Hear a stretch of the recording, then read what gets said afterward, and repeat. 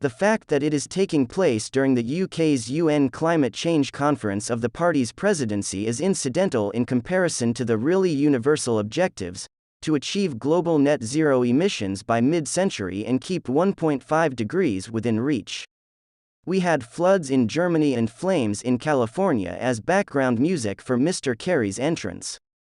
The apocalyptic image of a scarcely habitable planet and in which even the most protected locations become vulnerable to disaster appears more plausible than it did just a few weeks ago.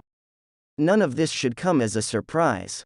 In the late 1990s, it was obvious to anyone who looked that something significant and genuine was occurring that necessitated a rapid transition to low-carbon energy, something that no single country can accomplish alone.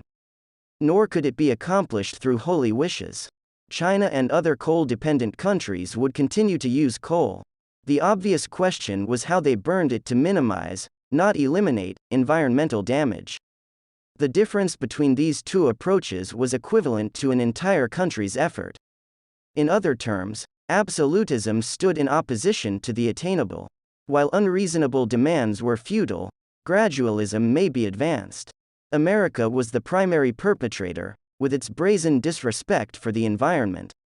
Weaning it off gasoline guzzlers was a decades-long process that should have savagely sped up. Whatever the other arguments against nuclear power, reducing it was a mistake from a climate change perspective. That meant that all we accomplished on renewables amounted to little more than replacing for the closing of nuclear power plants, if at all.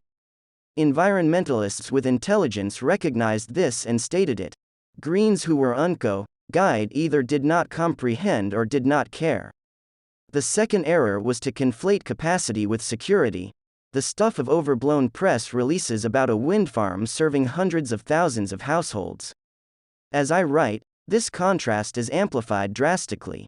In principle, Scotland and the United Kingdom have enough renewable energy to power the entire country with enough left. In truth, wind generates only 3 of our electricity on this quiet day. Solar generates 12, nuclear generates 11, and gas generates a huge 48.4%. With only 3 coming from coal, more than half comes from fossil fuels, an outcome that might have been avoided totally if we focused on base load and storage. While these are grim statistics, they are still significantly better than, say, Germany, and it is here that green sanctimony should be exposed.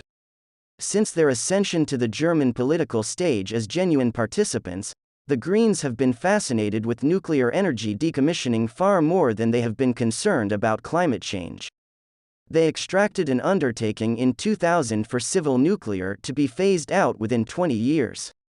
As a result, every breath of wind and every blink of sunshine harnessed by Germany's renewable energy industry has been forced to replace carbon-free nuclear energy rather than contributing to a clean mix.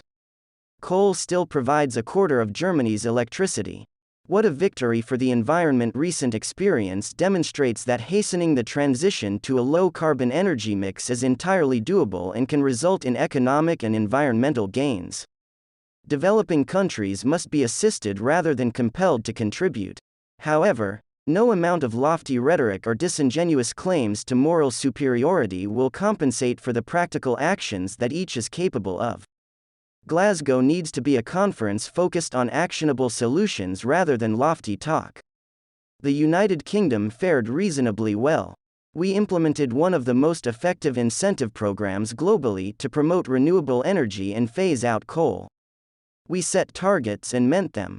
However, our methodology had 2 significant flaws, leaving aside the lamentable failure, particularly in Scotland, to turn green energy into jobs.